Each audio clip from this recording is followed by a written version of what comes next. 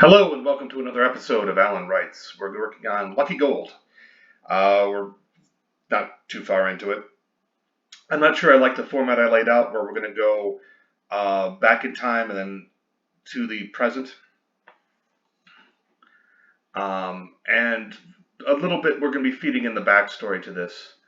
Again, I don't know if it's going to work, but this is the first draft, and you do stuff in the first draft that you will figure out how to manage properly with the second draft. So, Dawnlight slid, no, this eventually slid through the back window, touching, caressing the gold medallion and painting the room, caressing. The shine of it painted the gold room, painted the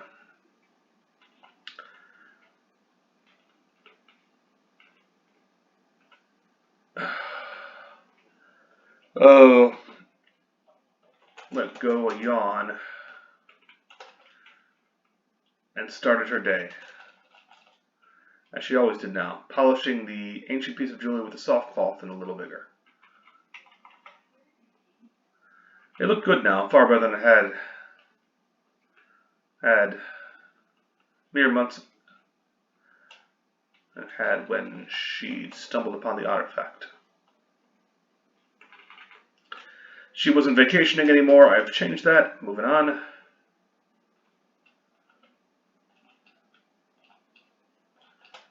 At first. Almost like a piece of Amish iron, and certainly no prize, excepting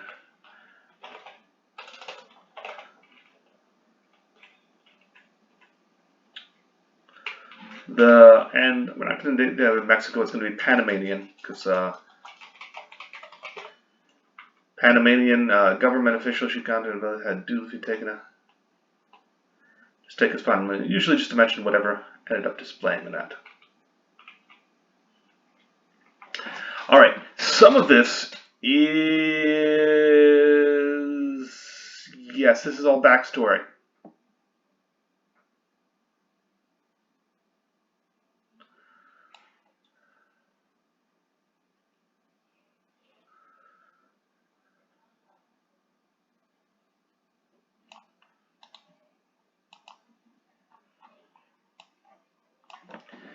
Alright, yeah, I'm going to nix that.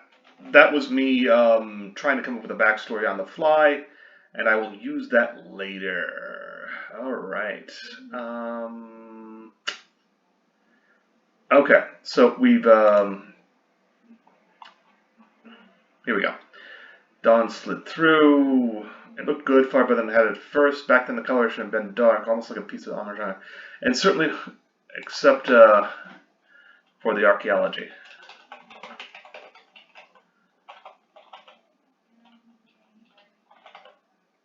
That's almost certainly not how you spell archaeology, and I am correct. Moving right along.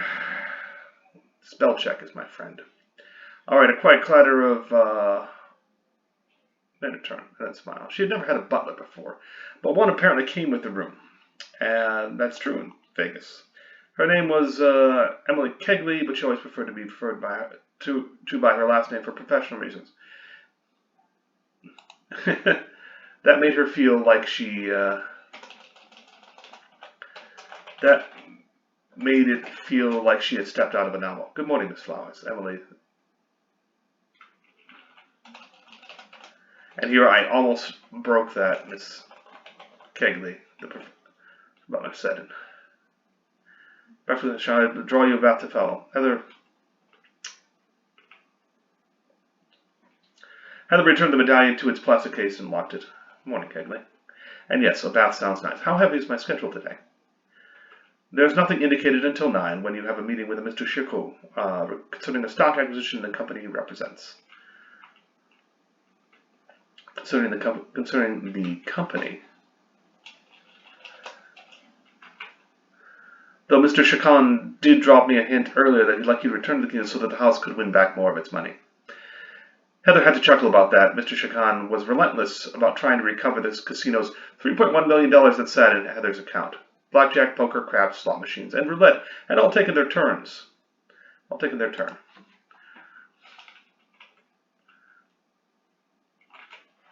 In her favor. What a run of luck. She could almost feel the medallion pulse so she's not going to return.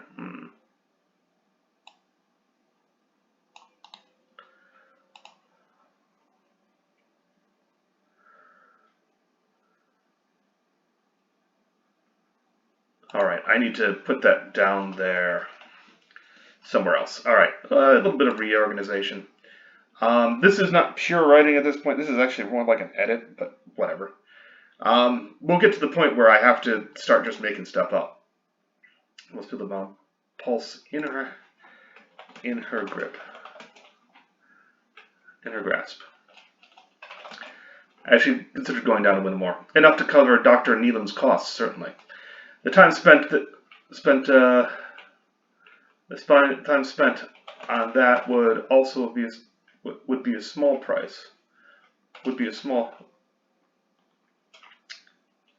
also be a small for being able to keep the seat as compensation. Of course, Miss Cagley's services. However, Butler.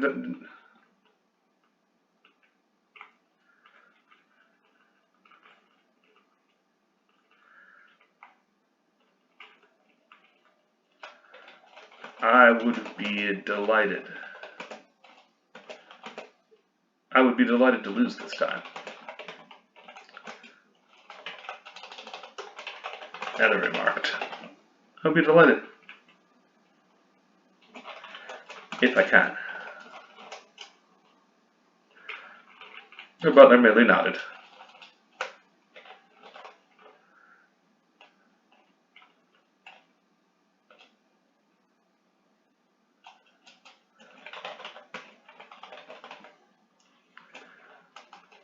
Very good.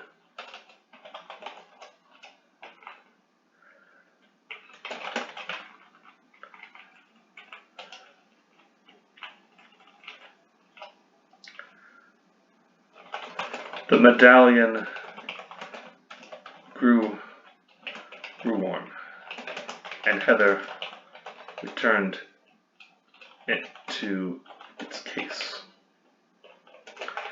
There was no point in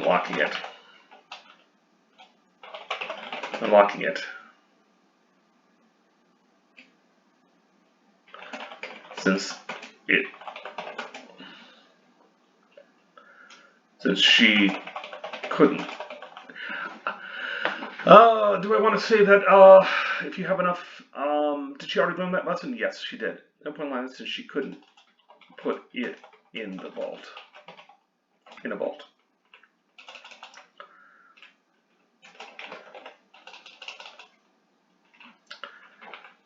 So okay, wait.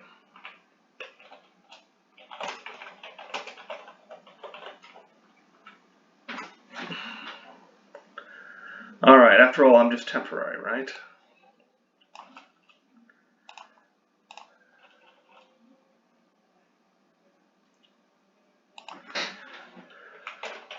As they walked toward breakfast for one.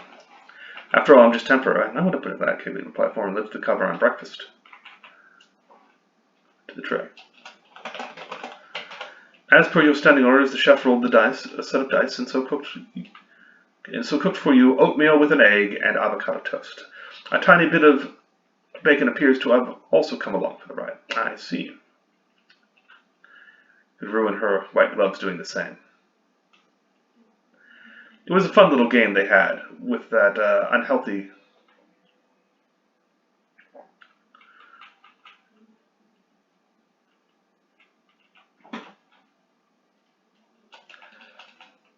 Thank the chef for a positively delicious-looking meal, and tell Mr. Connolly down to win some more money after I take a shower.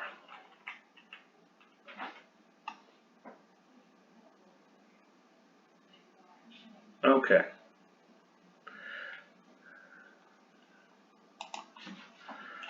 After my bath.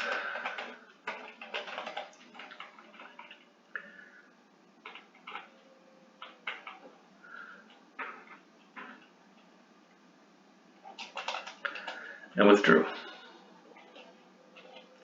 All right, an hour later, Heather stepped into the casino round, fresh and ready to deal with whatever might come. These days were ever so different from university work in that she didn't have to teach any classes. From her university work. She didn't have to teach classes, or deal with still struggling through their semesters. There's my alarm going off, reminding me that I have a meeting. I apologize for that interruption. I have a meeting in half an hour. But for now, I'm writing. Damn it. Find your writing time wherever you can. When the urge hits you, do it. Don't hem and haw.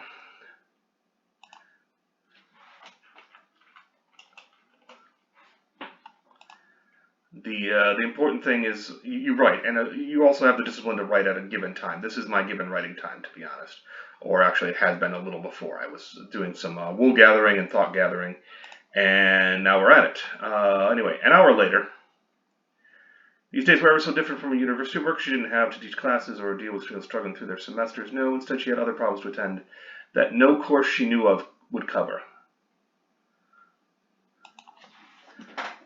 The doors opened and Mr. Chakan loomed. He always did that and couldn't help it, and that being the problem with his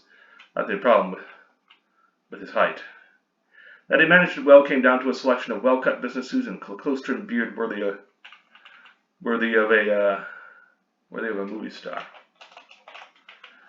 The effect had been stunning when she'd first met him, seeing him grow taller and taller with every step of his approach, but thankfully she'd been able to get over most of that. Hello, Mr. Kshan, he called out. She called over. There was only one reason he'd be here, waiting. The casino had cameras everywhere except the suites, and anyone who came out of the executive elevator for the high rollers always got the personal treatment. What are you suggesting today? The roulette wheel has been recently refurbished with you in mind, Mr. Chakan. George, if she had been his friend, indicated as he fell into step beside her. Perhaps you could while away a portion of your time before whatever meeting, for your meetings.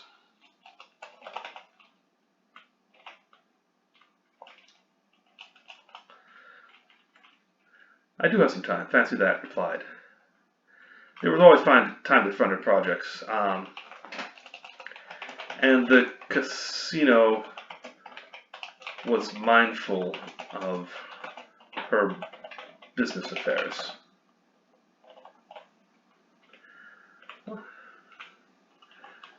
It was a good relationship. It was a good relationship. However long it lasted. How much do you think? 100,000? $250,000? $500,000? Each time she raised the stakes, his eyes widened a little more. I wouldn't presume to suggest. $500,000 it is, then, she said, and veered through the clusters of shopmen toward the chip cage. The cooks there were ready for her, and the idea of $500,000 in chips didn't make them blink. The casino had far more in its reserve.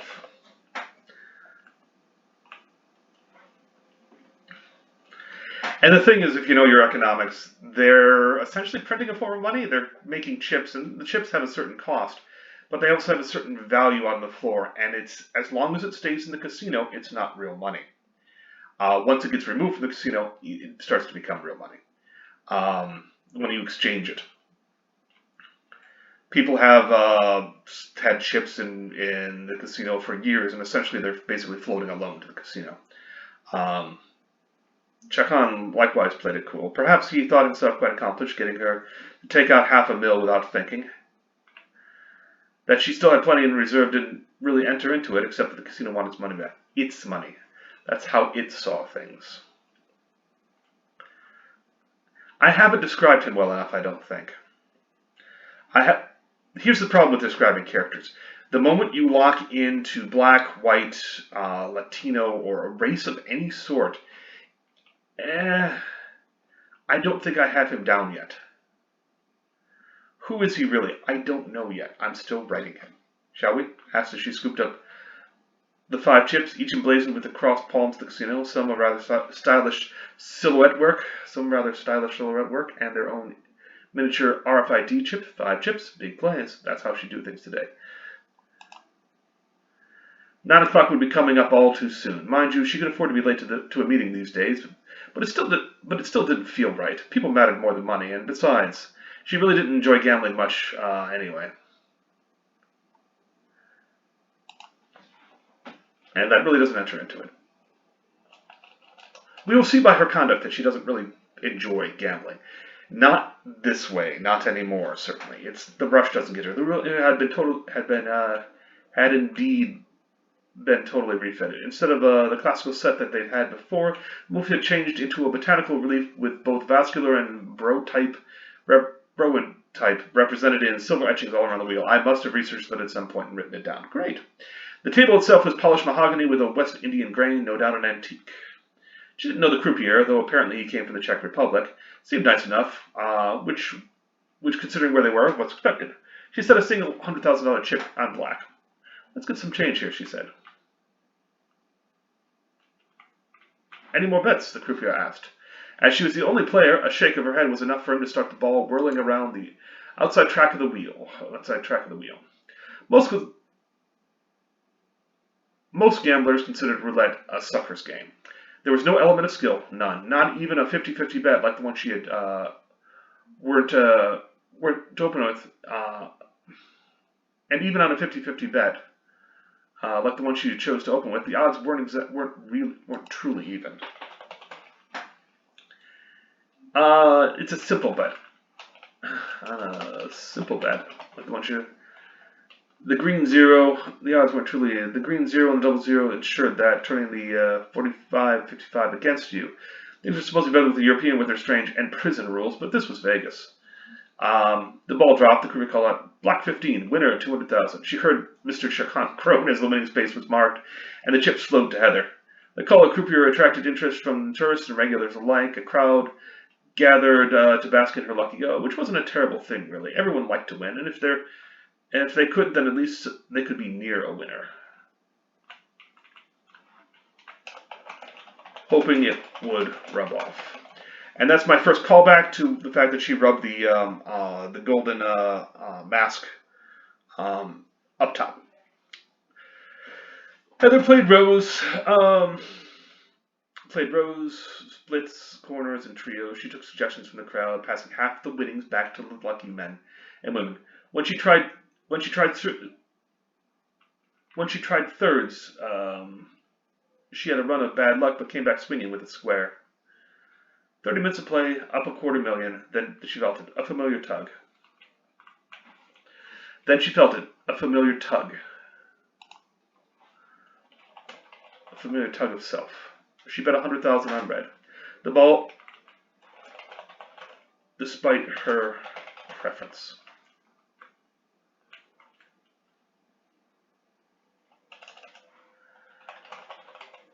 Despite the outside preference. The ball spun and dropped. Black 15, called out, marked and removed her chips. Nearby, Mr. Schran shied in relief. Table's cold, remarked and glanced at her watch. It was a simple thing, a wind-up with horses painted on the face. The long hands told her she had 10 minutes to walk to the conference room. And I'm almost late. Let's wrap up. The crowd gave out a collective groan at the pronouncement and began to disperse to the myriad of other entertainments. Mr. Chacon, mollified by the loss at the end, guided her back to the chip cage and let her deposit her winnings with the others. Save for $10,000 in cash that she put in her purse for walking around money. After all, you never knew when you need it. After all, you never knew when you need it. After all, you never knew when you'd need it. See you tomorrow? She asked Chacon. Perhaps you could spare some time tonight, he replied smoothly. The poker table could delight in your presence once more. Delight that, she replied and sighed inwardly. Poker meant skill, a skill she didn't have. Luck mattered less then. The casino clearly wasn't going to give up. Alright. But she had more things to run over. With a steady pace, she threaded her way through the slot maze and headed for the conference suites. Alright. I think that... yeah, okay.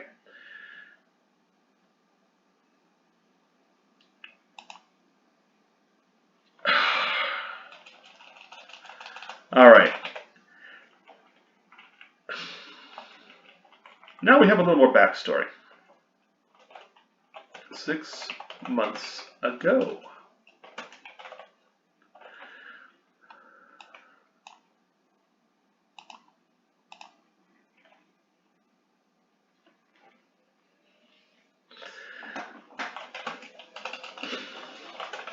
It wasn't a moss. It was a lichen. It was a lichen. Blue, green, blue with a hint of green. Green shoots. An oddity. Be certain.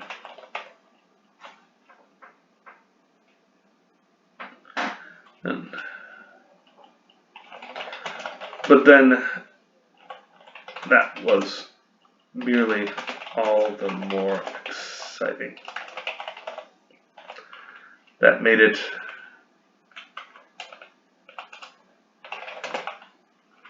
and essentially we're riffing on the fact that she's not interested in gambling, she's interested in the world of science and discovering new things, essentially.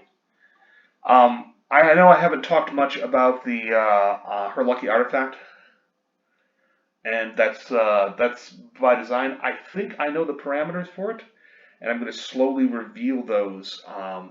It is indeed making her fantastically lucky. It indeed does exact a price of sorts, and she is eager not to let that happen.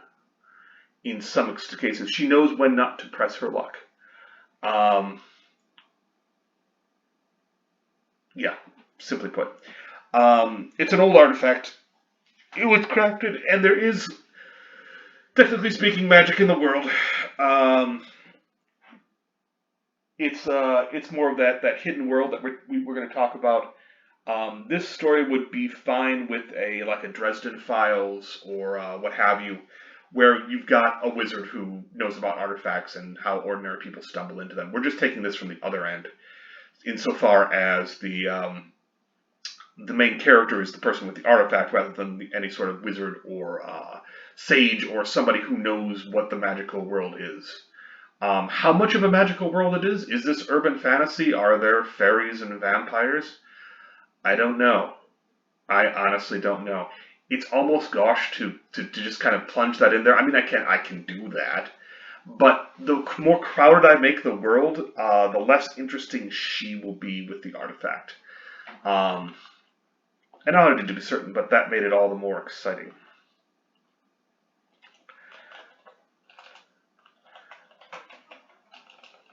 She drew samples from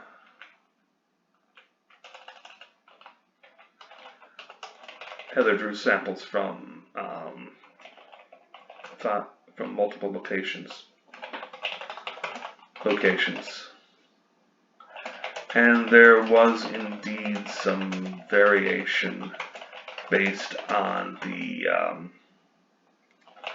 relative exposure to the sun. There's indeed some variation based on the relative exposure to the sun.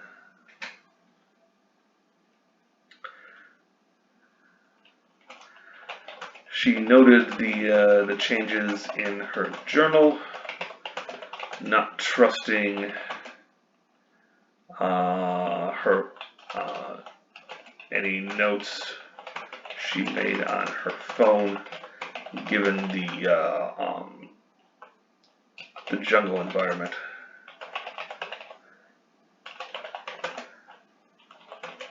It wasn't a good phone. It wasn't a good phone anyway.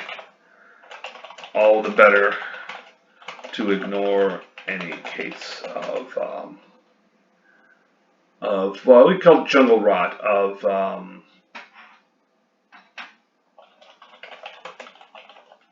given the environment. All the better to ignore any case of jungle rot.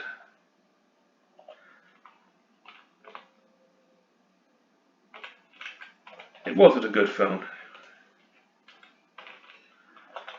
Pre-planned and disposable. All the better to ignore any case of jungle rot.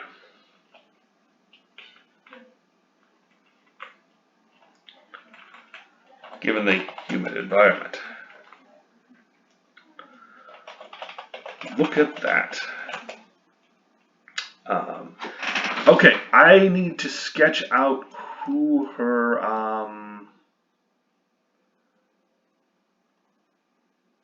Obaran. There's Obaran, and then there's Dr. David. I think it's just the three of them. No need to. And Dr. David. Look at that.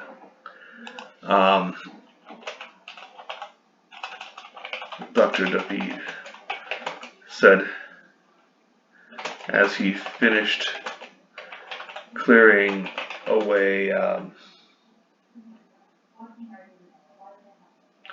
length of lichen. Lichen from a seam of stone. Heather hurried over and found saw the roots of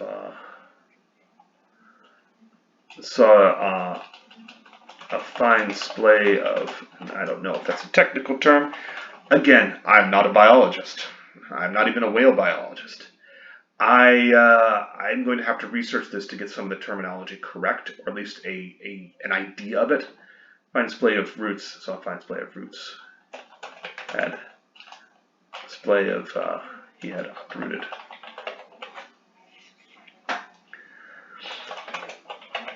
The lichen was tenacious, certainly.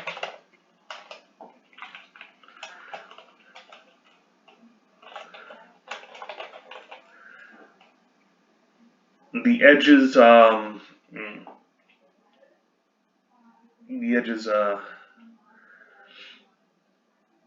pristine.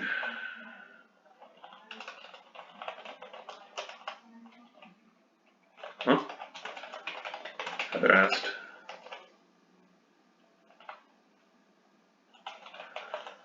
Pristine. The other sites,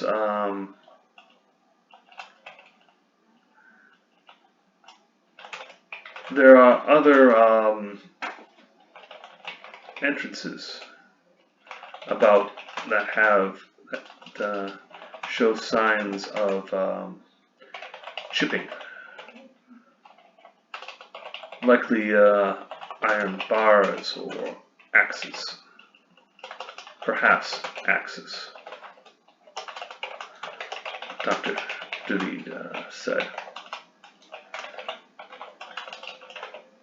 Axes and chisels. Obaran said as he too stepped over. And yeah, look at that. The stone is flush. Untouched. Same source as the other parts? Same source as the other parts?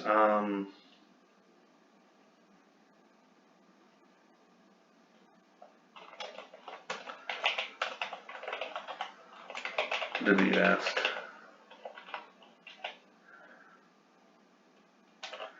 Yes and no. The original quarried stone. The original quarried stone. The original quarried stone matches it, but not what they used for the doorways. Baron explained. This is a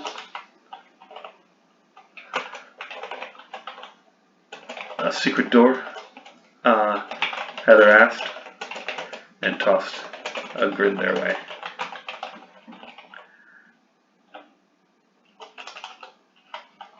Well, I wouldn't, O'Barron began to say. They hesitated. They made a door out of the same stuff as the wall for a reason. The lichen penetrated the gap and widened it over the years, many years.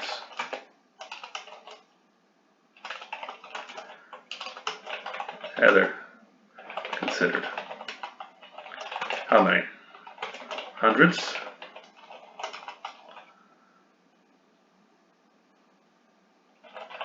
Given the size of the gap and the amount of soil lichen created, thousands. Oh, Dr. DeVita considered. That is interesting.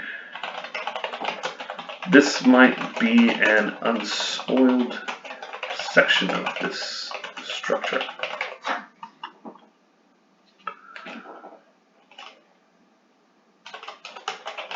What a happy thought.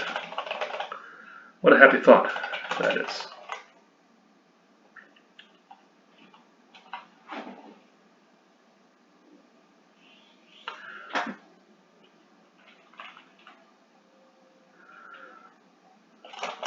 Perhaps I can get funding. I can obtain funding to return with a full archaeology crew.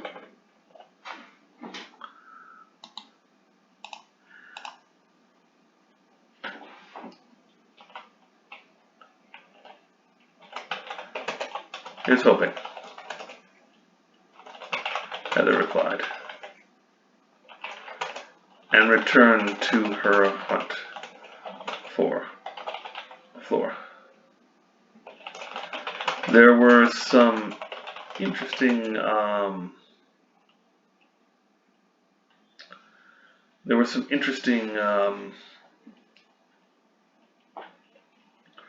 greens at the jungle's edge. There were some interesting greens at the jungle's edge for looking at. Needed looking at when she was done with her lichen sampling.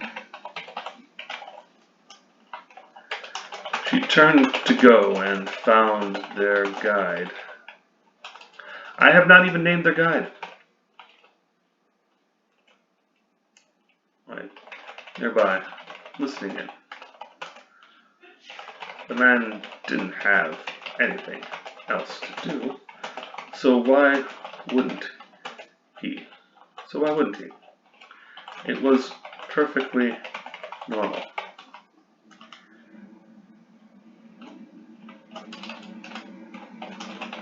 Easily dismissed, except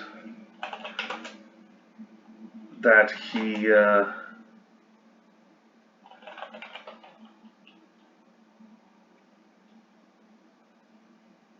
except for the way he suddenly licked his lips.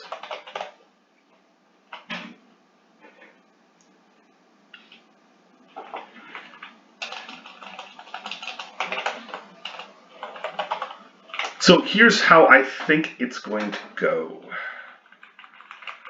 The guide is going to, I don't know if he's going to send a message or what have you. He's going to do a thing that something's been found at the site and that maybe there's stuff. He's going to regret that because when they come, they're going to be, coming armed, and there's going to be a bit of a chase as the rebels or gangsters or whoever capture 2 of the scientists and the guide. And Heather is going to run back to the site to use her phone to basically. Okay, let's. So anyway, she's going to come back to the site to use her phone. She's going to fall through the. All right. Damn it. Guide. Name the guide. Guide sends out signal to nearby group. Group arrives armed, captures Obaran and Dr. David, and the guide, who isn't going to get a cut. Heather flees, tries to use her phone, crap reception, goes back to the site, clambers up the fallen stone pyramid,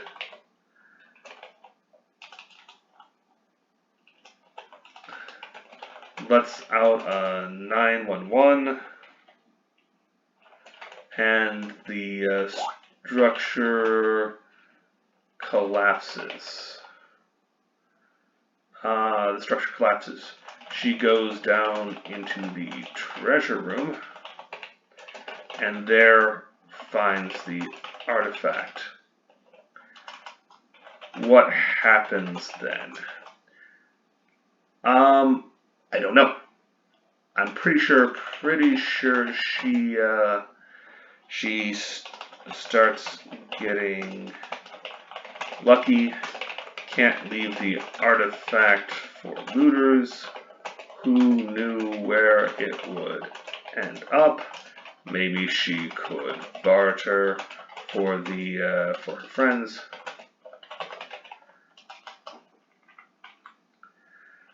Her 911 gets through.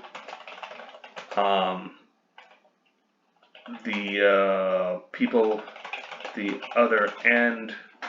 Her 911 gets through. The phone is left at the top. People at the other end overhear the gang talking. They send in the military. Rescue. She's taken to the American embassy forthwith with the artifact. That's what sends.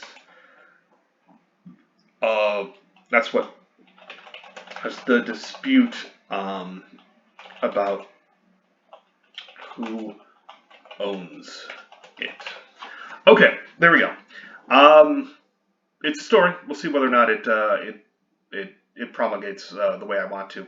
Again, this is really the first draft, or part of a second, but I'll get to that. I haven't written it all out, and that's what's important. I have a great deal of flexibility right now. I can write just about anything, but I do have to write something, and so until I write something, I can't actually change it into something that I would like better.